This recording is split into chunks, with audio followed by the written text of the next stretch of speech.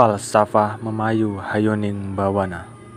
Orang Jawa memiliki pandangan adiluhung dalam falsafah memayu hayuning bawana.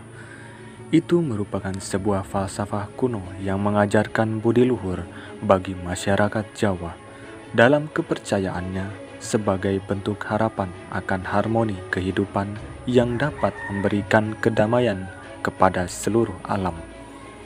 Wujud memayu hayuning bawana adalah manusia harus sudah mengerti akan kebaikan yang terdapat pada dirinya dan juga kebaikan jagat raya.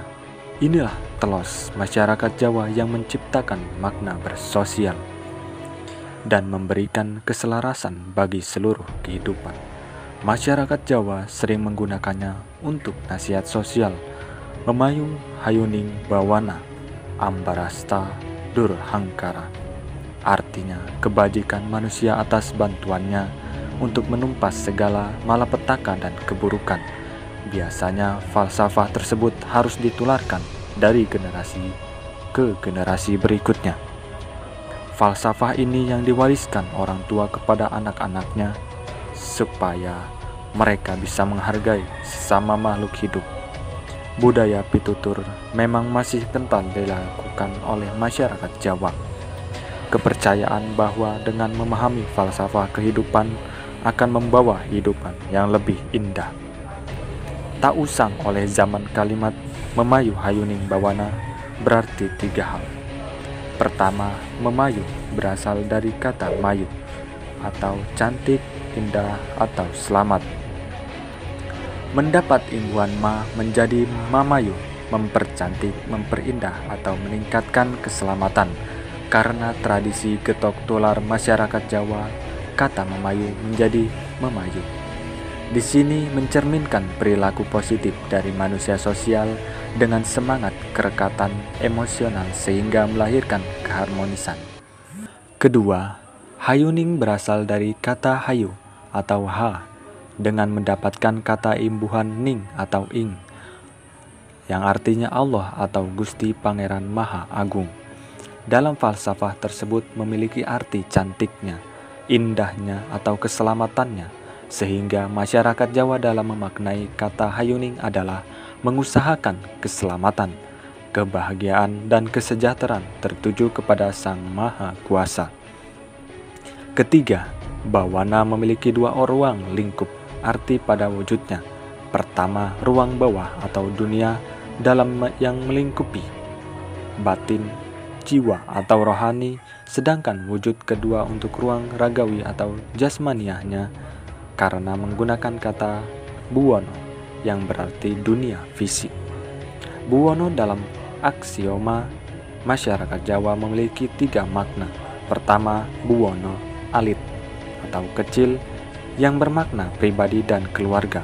Kedua, buwono agung besar yang berarti masyarakat, bangsa, negara dan internasional atau global.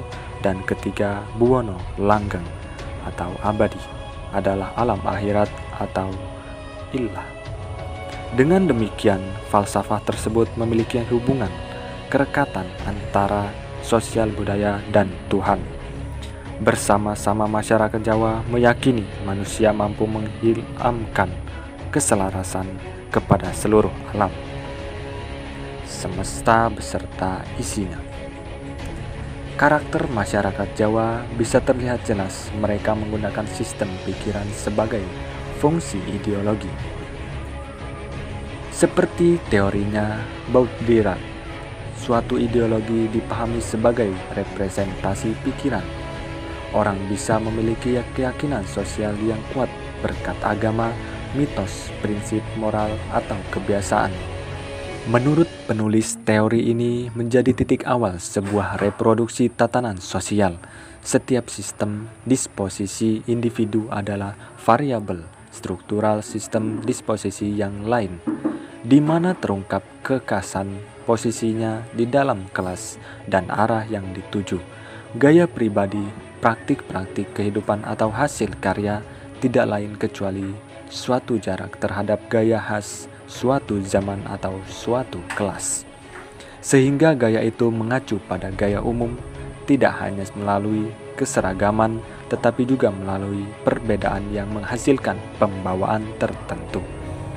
Meskipun sudah diterima secara luas, manusia memiliki kemampuan dan kesempatan unik dalam merawat alam. Mereka juga dipandang sebagai makhluk yang bodoh dan bisa merusak.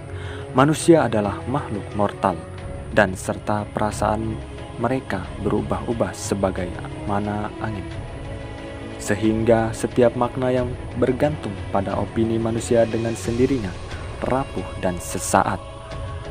Contohnya dalam Madan Saruk 2008, Foucault memaparkan di dalam bukunya Madness and Coffeelication bagaimana kegilaan bersama dengan kemiskinan, pengangguran, dan ketidakmapanan kerja pada abad ke-17 dipandang sebagai masalah sosial, menjadi tanggung jawab negara. Bila menghadapi persoalan tersebut, masyarakat Jawa sudah memiliki Memayu Hayuning Bawana. Falsafat tersebut mengajarkan tentang kebenaran absolut dan makna kehidupan atas alam semesta. Perilaku mereka didasarkan pada suatu hukum abadi yang keluar dari suatu sumber Memayu Hayuning Bawana. Berperilaku dengan cantik, selalu menjaga keharmonisan sesama makhluk hidup, dan menyatukan diri kepada Hayuning agar mendapat petunjuk kebenaran. Hayuning meminta petunjuk kepada Sang Maha Kuasa untuk dibukakannya petunjuk.